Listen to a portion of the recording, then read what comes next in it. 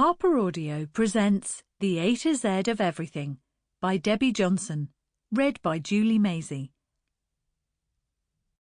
Part 1.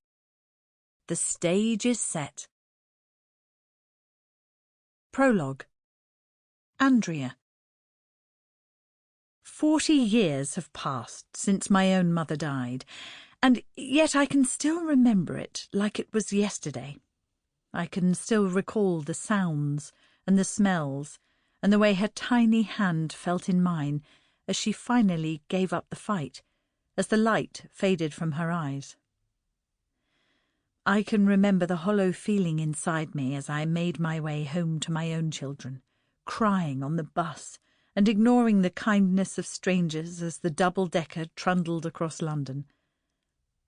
Walking through the door to our flat, overwhelmed with the need to bundle them up and keep them safe and love them so much that no harm would ever come to them, protect them from the cruel torments of the world.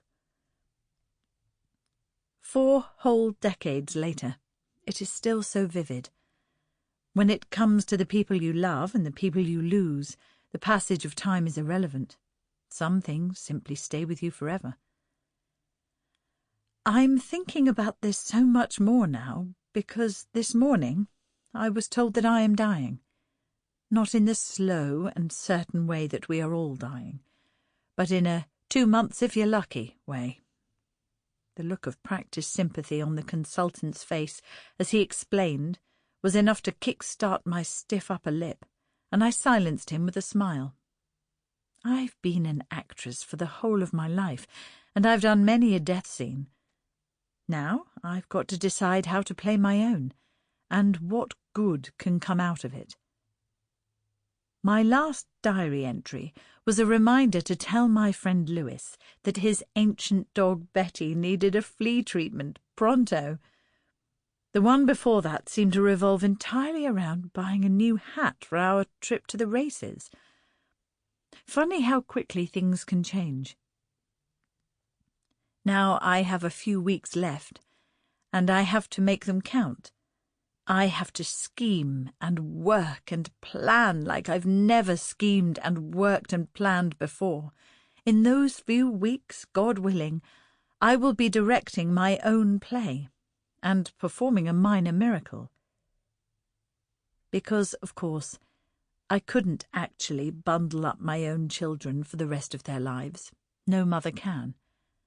I couldn't keep those 2 girls safe, and I couldn't protect them from the cruelest torment of all, the way we can hurt the ones we love. If it's the very last thing I manage, I am determined that I will make the impossible happen. I will bang my daughters' heads together and make them whole. I will do as much as I can to heal them and their future as I have time to do, because they're going to need each other. So very much. One day, very soon, they are going to wake up to a world without their mother. And, like I say, I still remember how that feels. Her tiny hand, holding mine. Chapter 1. 1984. Farewell to Templeton Peck. Dead goldfish are pretty revolting items, thinks Andrea, as she lovingly wraps up the body of the late, great pet known as Faceman, once a delightful creature dashing through his fake coral reef and pirate castle. He's now slippy and cold, and far too reminiscent of 3-day-old Chinese food that's starting to disintegrate. Once he's enveloped in tissue paper, he is placed in a shoebox, which the girls have decorated in the style of the little Corvette that the A-Team character drives around in. It's a masterwork of red felt-tip pen and blobby white paint that is barely dry, so some of it has smudged pink. Patch, their cross-eyed Jack Russell Terrier, is yipping and snapping at her ankles, desperate to get at the box. It's just food to him, and Andrea shoos him away. He disappears to the side of the garden and starts digging a hole in the flower beds.